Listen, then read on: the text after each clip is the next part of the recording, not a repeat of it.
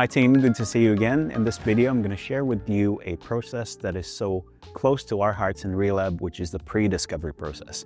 This is something that we run early stage in the process when we get to know someone new, whether it's a partner, a potential client, but we do this a lot, of course, for those that makes an inquiry to Relab or those that has reached out and say, Alvin, could you help us out? It's typically a 15 to 20 minute process. But there's a lot that gets uncovered in here, and it's so rich of information and insights that typically after this call or after this pre-discovery process or meeting, we're able to quickly understand whether or not we're the best fit for the problem or whether or not we are the right people for this potential client. So I'd like to share that with you. And I see this being a high impact, high output type of process that you could run, or anyone can run really, in such short periods of time. So I just want to take you through the different elements that are required in this conversation. Now remember that I said there's 15 to 20 minutes normally that I allocate for something like this. So we try to dive deep and dive very, very quickly in this process because we don't want to waste anyone's time at all. So the best way to do that is obviously to set some context. One is that we need to know what the product or service is. What's the subject of the conversation here? Is it an application? Is it a mobile app? Is it a portal? Is it a website? Is it an e-commerce site? Whatever it may be, right? So we need to talk about the product and service. And if it has a brand, then let's talk about what the brand is or what is it called. Very often people will talk too much and spend too much time trying to explain all of this. We can actually keep it quite simple. What's the name of the product and what's the nature of it being? Is it a physical product or is it a digital product? And if it's a digital product, is it a website? Is it an app? So it could simply be, for example, Tinder mobile app, Tinder mobile dating app, something like that. Okay, keep it quite simple. And then there's the competition, which is essentially who are the competitors in the market, who's serving your market at the same time with similar products or services, right? And then the audience, who are your users? Simply ask them, well, who are the users of your product or service, and let them talk over it. But really what you need to understand is how many different types of users out there, and can we actually segment them or not?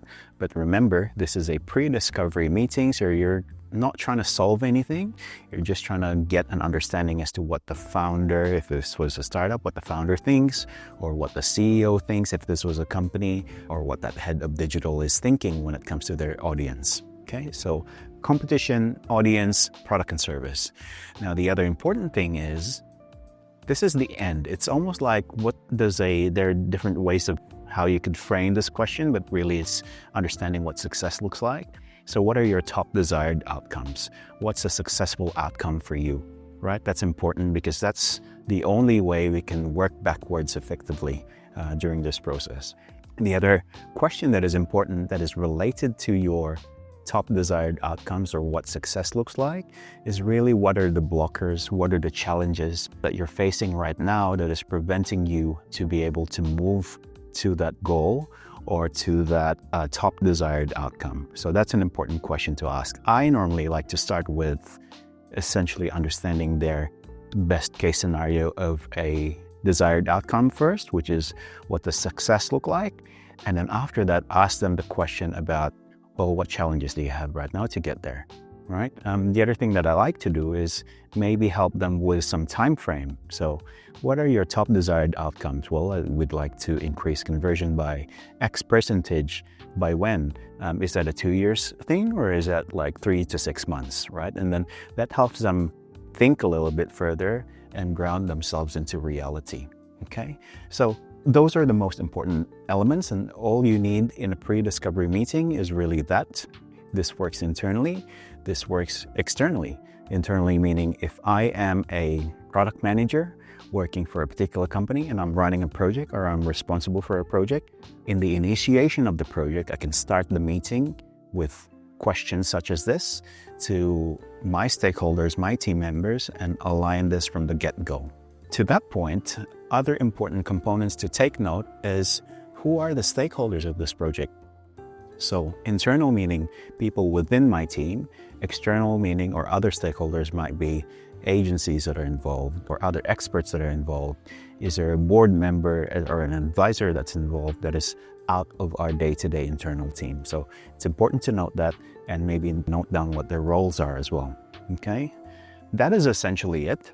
Now, to just give you more clarity on the context or how this may look like, I'll jump into another example of a previous pre-discovery meeting that I've had with another business, and I'll take you through it. Okay, so here's an example of pre-discovery meeting that I had with a startup.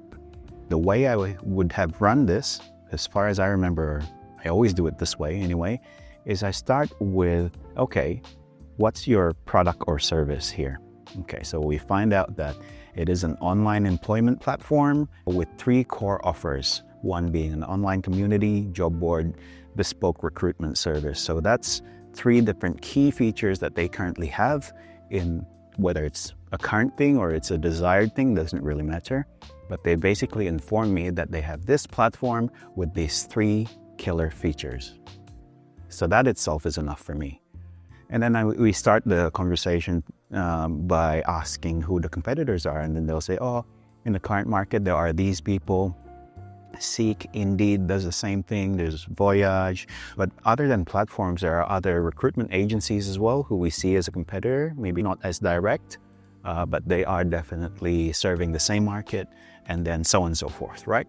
So through that quick conversation, as we basically wrap up the topic around competition, I, as an advisor, normally gets a pretty good understanding as to like who are the other players in the market here, right? And then we start talking about the audience, who are the users, and they'll inform me that, okay, we've got employers. We've also got direct users such as international students, okay? As a matter of fact, we're bridging the gap between these 2 guys, okay? So even that gives me more context to the landscape. Then I'll ask them, what's the desired goal here? What's the desired outcome? And then they'll say, certain things, and I just take notes. Basically, we want to be able to go to market with our employer offerings. We want to focus on this, increase the number of that sort of thing. So that's their desired outcome. Then remember, I then quickly ask them what are the challenges or the blockers that are preventing them to move towards that outcome. Then they'll say, oh, well, it's finding employers that are willing to hire, our type of candidate pool, which are international students. That's really difficult for us to do. Or it's actually quite difficult for us to communicate the benefits of, hiring our pool of talent, i.e. international students. So in talking over that, sometimes, given my experience, I can almost quickly see the focus that they need to focus on, but I'll take it a step at a time, given that it's a pre-discovery process. All I'm focusing on here, guys, is really just trying to get insights from the perspective of my counterpart, in this case, a founder of a company or a startup. But the important thing here is I understand the desired goal, I understand their challenges, I understand their product and service, their competitors, and who the users are. So if you have those 5 elements, again, the product or service, competition, the audience, their challenges, and their desired outcome, you might be in a pretty good position to be able to initiate the project or know what's required around it. As a bonus, of course, who's the team? Like, who are the internal teams and who are the external teams? So I've learned that they have, quite a few co-founders here. Then I start asking what are their roles.